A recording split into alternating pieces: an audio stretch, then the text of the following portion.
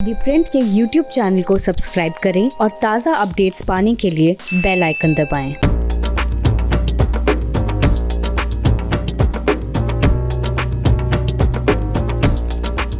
एक ज़माने में इस कॉलेज से लालू प्रसाद यादव, सुशील मोदी और साथ ही इसका जो सटा हुआ कॉलेज है बिहार इंजीनियरिंग कॉलेज, जहां से नीतीश कुमार आते हैं, जो आज के मुख्यमंत्री हैं, वो इस इंजीनियरिंग कॉलेज में पढ़ते थे। पटना यूनिवर्सिटी के 3 कॉलेजेस जहां से छात्र आंदोलन की शुरुआत हुई, जेपी मूवमेंट बढ़ा और आज सत्ता की जो धुरी है, जो केंद्र है, वो उस जेपी मूवमेंट से निकलकर पटना यूनिवर्सिटी से होते हुए एक अने मार्ग तक पहुंचा है।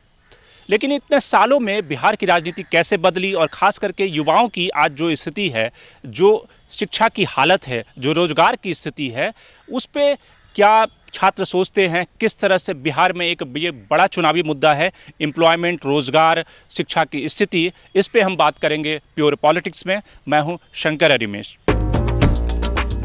राजस्थान का कोटा, जो कि तमाम जो बिहार के छात्र जाते हैं कोटा में तमाम इंजीनियरिंग मेडिकल कॉलेज की में प्रिपरेशन के लिए और वहाँ पे अपनी किस्मत को आजमाने के लिए, लेकिन पटना का जो महेंद्रू इलाका है और ख़ास करके महेंद्रू इलाका के आसपास पटना यूनिवर्सिटी के ठीक सामने के जो इलाके हैं, वहाँ पे ढेर सारे कोचिंग इंस्टीट्यूट हैं, ढेर सारे वहाँ पे लॉजेज़ हैं जहाँ पे छात्र अपनी किस्मत आजमाने के लिए, कॉम्पिटिशन में तैयारी करने के लिए रहते हैं। और चूँकि इस चुनाव में एक बड़ा मुद्दा तेजस्वी यादव ने एम्प्लॉयमेंट का उठाया, रोज़गार का उठाया है, तो ये एक लॉज है जहाँ पे ढेर सारे छात्र रहते हैं। इनसे बात करते हैं कि क्या है मुद्दा और क्या इस बार के कुल मिलाकर चुनाव का सबसे बड़ा मुद्दा है। क्या आप किस चीज़ की तैयारी कर रहे हैं और यहाँ पे कब से रह रहे हैं? मैं यहाँ पे 2017 से रह रहा हूँ और जनरल कंपटीशन की तैयारी कर रहा हूँ और फिलहाल ग्रेजुएशन कर रहा हूँ पटना कॉलेज, पटना यूनिवर्सिटी से।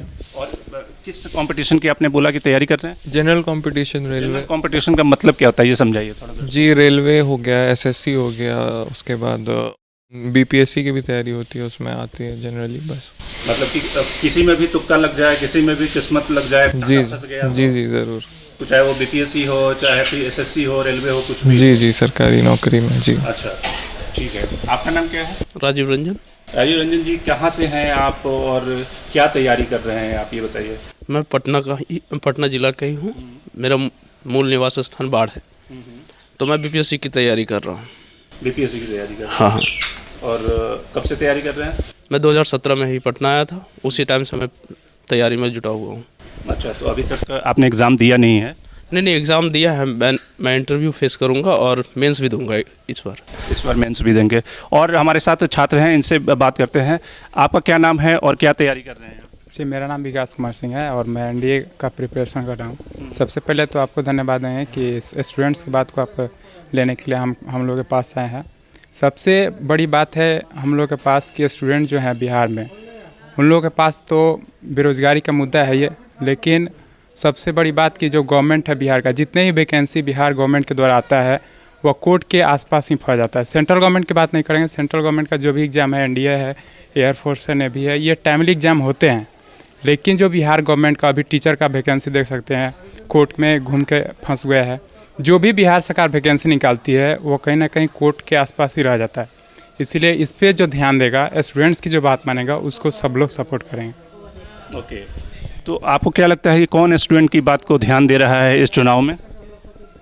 स्टूडेंट्स की ये तो स्टूडेंट नहीं बताएंगे कि कौन ध्यान दे रहा है, लेकिन जो भी स्टूडेंट का सपोर्ट करेगा, जो उसको लगेगा कि हाँ ये कर सकता है, उसको स्टूडेंट सपोर्ट करेंगे, चाहे लोग भी सपोर्ट करेंगे। आप बताइए कि आप किस चीज़ की तैयारी कर रहे हैं? मैं मूल रूप से भी बीपीएससी का तैयारी कर रहा हूँ। ऐसे अदर भी जैसे रेलवे का हो या एसएससी वगैरह का भी मैं देता हूँ। बस ये है, बीपीएससी का तैयारी करता हूँ। और क्या मतलब क्या मुद्दा है इस बार ये तो हाँ, क्या आपको लगता है कि इस चुनाव का क्या मुद्दा है और आप लोगों ने इससे पहले वोट डाला है? यस, मैंने वोट डाला है, इससे पहले भी डाला है। और डाला था आपने? मैंने 2014 में डाला था। 2014 में मोदी जी को डाला होगा? यस, मोदी जी को डाला था। और मूल रूप से जो हम लोगों का उद्देश्य, जिस उद्देश्य से हमने डाला था, वो रोज़गार था, ना कि जिस तरह का मतलब मूल रूप से रोज़गार था, मगर कहीं ना कहीं वो उद्देश्य की पूर्ति होते हुए हम नहीं देख रहे हैं।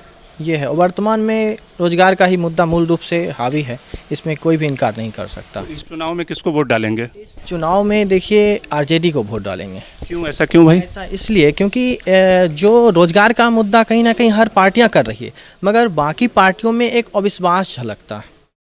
और जो नीतीश कुमार हैं वो वाकई एक विकास की राजनीति करे हैं बिहार में, इसमें कोई भी इनकार नहीं करेगा। वो एक जो जातिगत राजनीति होती थी, धार्मिक राजनीति होती थी, उसको उन्होंने चेंज किया, इसमें बिल्कुल सही है। मगर एक व्यक्ति में मूल रूप से तो समझ रहे हैं कि एक व्यक्तिवाद कहीं ना कहीं हावी है, होता जा रहा है। एक व्यक्ति में एक खास समय तक एक रचनात्मकता जो होता है वो कहीं ना कहीं वो बहुत अच्छा दिखाए, मुझे लगता है उनको थोड़ा चेंज होना चाहिए, क्योंकि उनकी जो रचनात्मकताएं हैं वो अपना पूरा दिखा चुके हैं। और लगातार एक ही सरकार रहने से आपका जो भ्रष्टाचार है उससे आपका साठगांठ हो जाता है, तो इससे विकास प्रभावित होता है और नकारात्मक तरीके से समाज में जो नकारात्मकताएं भर जाती हैं। मुझे लगता है कि एक बार चेंज होना चाहिए। अब आप इस आधार पे लगातार कि भाई जंगल राज ये वो, इस आधार पे हमेशा एक ही सरकार को रखना वो भी उचित नहीं है। ठीक है। आप किस चीज़ की तैयारी कर रहे हैं? हम बीपीएससी और बिहार से भी इंटरमीडिएट की तैयारी कर रहे हैं अभी फिलहाल में। ये बताइए कि सारे लोग बीपीएससी की तैयारी कर रहे हैं, सरकारी नौकरी की तैयारी कर रहे हैं, कोई प्राइवेट नौकरी की तैयारी क्यों नहीं करता?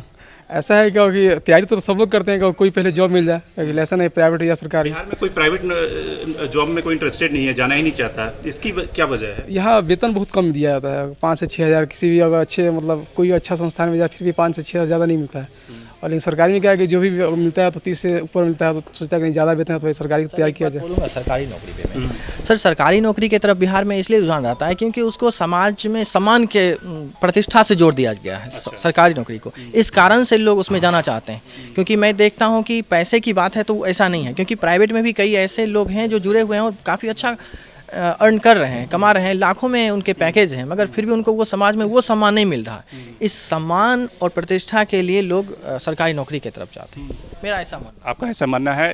इन्होंने वाइट कोट पहना हुआ है, इसका मतलब कि ज़रूर ये डॉक्टर और डॉक्टरी से जुड़ा हुआ कोई प्रोफेशन हो उसमें या तो जा चुके हैं, तैयारी कर रहे हैं। क्या नाम है आपका और आप क्या मेडिकल के स्टूडेंट हैं? मैं आयुर्वेदा का स्टूडेंट हूँ, आयुर्वेदा से मेडिकल कर रहा हूँ। मेरा नाम रवि कुमार हुआ जी। तो रवि जी, क्या है, आपने तो एक तरह से आयुर्वेदिक डॉक्टर आप बन गए हैं जी, लेकिन छात्रों की क्या समस्याएं हैं? आपको लगता है कि अगर आप डॉक्टर बन जाएंगे तो डॉक्टर बनने के बाद आपकी एम्प्लॉयमेंट होगी, सरकारी नौकरी आपको मिलेगी या प्राइवेट नौकरी मिलेगी? आप अपने फ्यूचर को किस तरह से देखते हैं? पहला बात कि बिहार में मेडिकल का सीट बहुत कम है। आयुर्वेदा में बस 140 गवर्नमेंट सीट है, MBBS में 900 के आसपास सीट है, तो बहुत प्रॉब्लम होता है। बहुत हार्ड लेवल का एग्ज़ाम होता है नीट का, उसको क्वालिफाई करना पड़ता है, 2-3 ड्रॉप लेके निकलता है। तो गवर्नमेंट से ही मांग है कि सीट बढ़े मेडिकल का, आयुर्वेदा में स्कोप बढ़ाए। और थैंक यू। और एम्प्लॉयमेंट हो जाएगी अगर आप कोर्स पूरा कर लेंगे तो?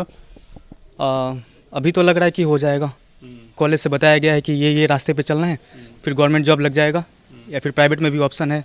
पतंजलि, हिमालय, बहुत सारे आयुर्वेदिक कंपनीज़ हैं जो रिक्रूट करती हैं हम लोग को। ओके, चलिए, इनका तो ऑप्शन क्लोज है। आप बताइए कि आपका ऑप्शन ओपन है, क्लोज है, क्या तैयारी कर रहे हैं आप? मैं सिविल सर्विसेज का तैयारी करता हूँ, और जिस तरह से मैं 2014 में इंटर पास किया हुआ था, तो उसके बाद मोदी जी ने बड़ा ही अच्छा वादा किया कि अब से 2-2 करोड़ नौकरियां प्रत्येक साल दी जाएगी। उन्होंने कहा अच्छे दिन आएंगे, अच्छे दिन आएंगे। 2 करोड़ नौकरी का भी वादा किया उन्होंने। इस चुनावी लॉलीपॉप में हम लोग फंस गए और पटना आ गए तैयारी करने के लिए 2016 में।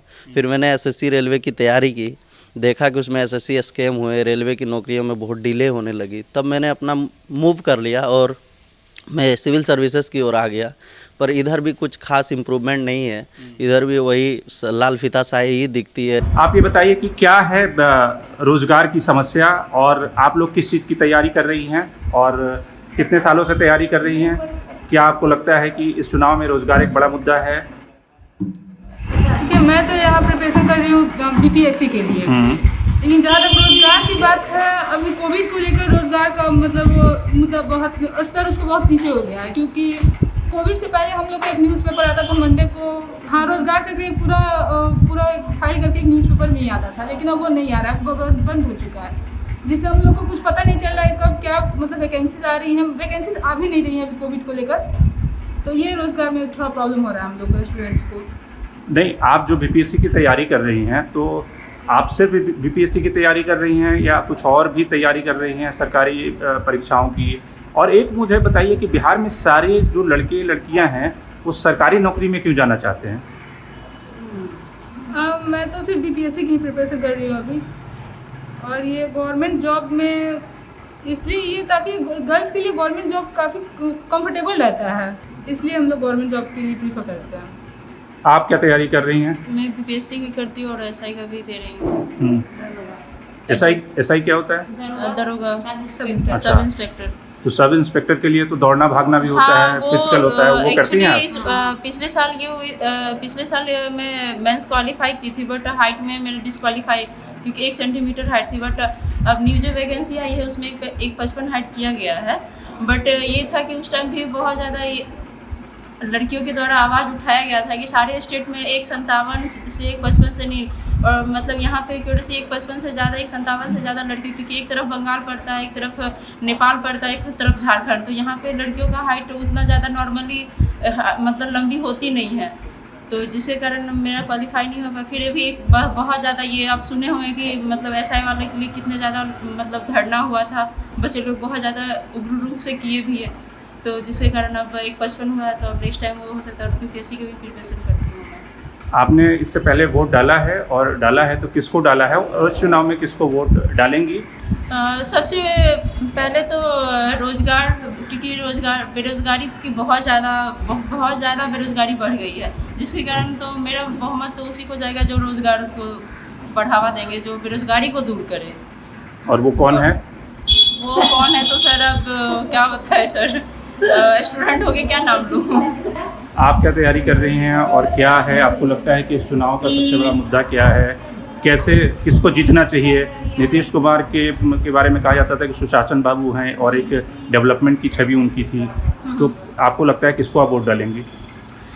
वोट डालना तो मेरा पर्सनल मतलब खुद का मतलब होगा, फीलिंग्स होगा कि मैं किसे डालूं, लेकिन अब वही मतलब चुनाव में जितने लोग खड़े हैं तो बहुत लोगों से मैं काफ़ी प्रभावित हूँ, और बहुत लोग हैं ऐसे जो कि नया मुद्दा लेकर के आए हैं, तो अच्छा लग रहा है कि हाँ, जैसे पुष्पम प्रिया चौधरी जी से मैं बहुत ही इंस्पायर्ड हूँ कि चलिए वो अपना करियर विदेश में बात छोड़ करके यहाँ करके अपना डेवलपमेंट करना चाहती है ना, और मतलब कि वो एक मतलब इस स्टेज में है कि मतलब शिक्षित भी हैं और अनमैरिड हैं, और देश के लिए कुछ हम लोग के लिए कुछ करना चाह रही हैं, तो इंस्पायर्ड हो रही हूँ उनसे।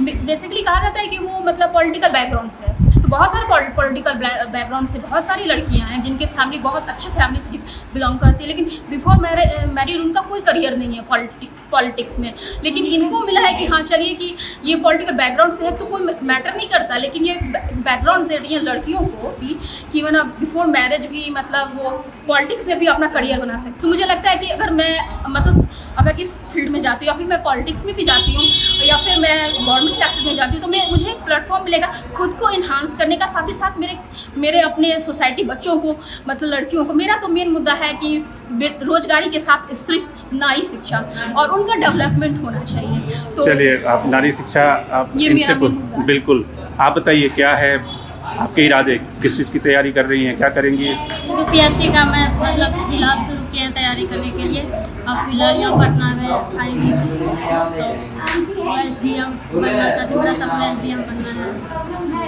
आगे देखिए तैयारी कर रहे हैं, क्या होता है पता नहीं। तो आप लोग के व्यू पॉइंट से ये लगता है कि आप लोग वोट उसको देंगी जो कि रोजगार की बात करेगा, और नारियों की सुरक्षा के बारे में, क्योंकि नारियों के विकास के बारे में, क्योंकि जो नारियों को आगे बढ़ाए, क्योंकि नारियों को समाज में इस तरह से अभी भी इस तरह से समाज में दबाया जा रहा है कि अगर लड़कियां आगे बढ़ रही है तो मतलब बहुत तरह समाज में ताने, घर में भी मतलब ये डोमेस्टिक वायलेंस के साथ साथ बहुत तरह के उसको ताने सुनने पड़ते हैं, और इसलिए अगर एक नारी अगर घर में अगर शिक्षित होती है तो वो अपने साथ मतलब पीछे पूरे परिवार को भी और समाज को भी आगे लेके चलती हैं, इसलिए विकास की भी बात करती है। वो सिर्फ खुद को आगे नहीं बढ़ाती है, बाकी सारे लोगों को आगे बढ़ाती है और समाज के विकास के बारे में भी बातें करती है। Shankar Animesh, Patna, the print.